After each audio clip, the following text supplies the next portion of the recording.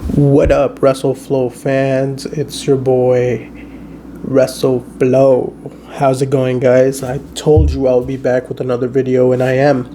And today, I will be talking about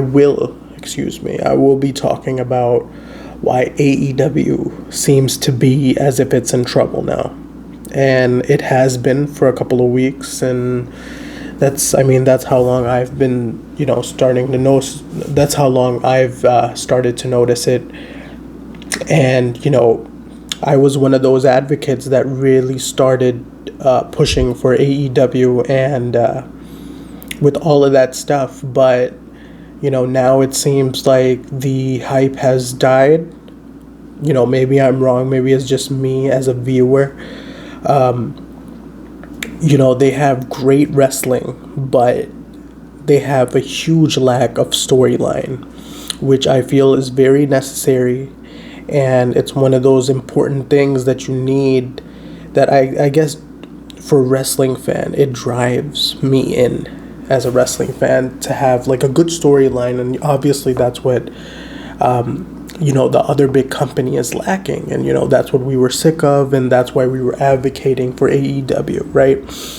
So it's just one of those things. And then, sometimes it's starting to feel like a drag now, where it's like you'll be watching Dynamite and it's just, it feels like, you have the good wrestling, but something like the hype's not there. Maybe it's the crowd that's dead, but that's any crowd now, right?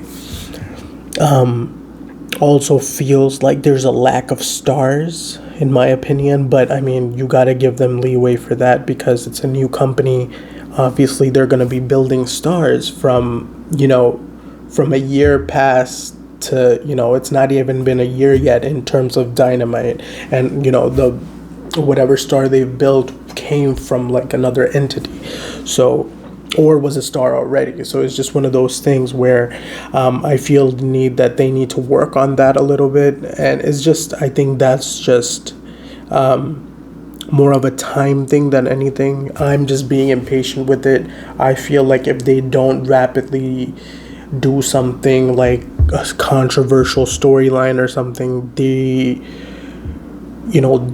they feel dry right now. Nothing's really they're trying with the whole like the New World Order type of that org they have, that stable, and it feels like they're trying to catch attention, but it's just it's not attention isn't gravitating towards that until that guy, like the main boss, does something so intriguing or something I would say controversial to catch the attention of the viewers and turn it into like some type of a storyline, I don't know.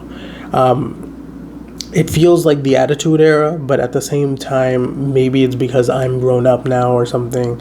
As much as we wanted the Attitude Era again now, it just feels that as if it's just super unrealistic, and we've become so realistic that some of these gimmicks and stuff, they seem like, we just don't need them anymore. And it's just one of those things that, we asked for it, we're getting it, but it's just not the same feel anymore. I don't know, because it's been so long with the ruthless aggression and then, the whole universe and all of that stuff. It's been almost, 20 years since the Attitude Era. So obviously in 20 years, a lot of things change.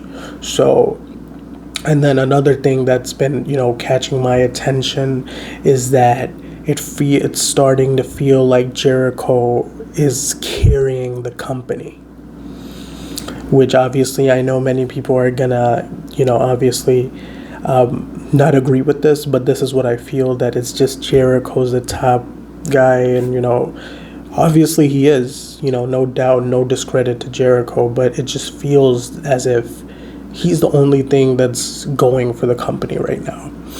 Because, and then plus, that whole out of shape thing and all of that stuff is coming out, and, he's taking a toll on his body now because he's been, for God knows how long, we've been seeing him for like 20 years.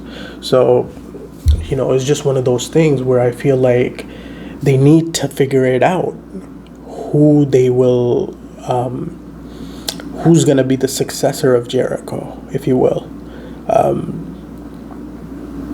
Because, obviously, he's not going to be here for so long. They need to find somebody else. And you can't have him just carry the company. Because the Inner Circle, I feel like if they named it something else, or, it's a good idea, but the name, I think, of the stable is very forgettable. It's super forgettable. So, and then my last point is Jon Moxley is starting to feel like Dean Ambrose from the WWE again.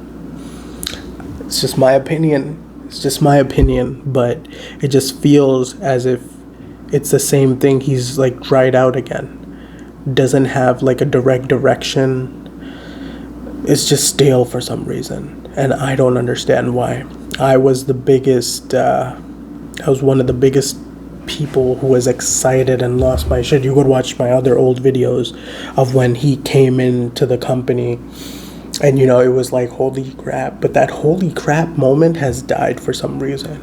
Because it was a shock factor at that time. But now, it is not a shock factor anymore.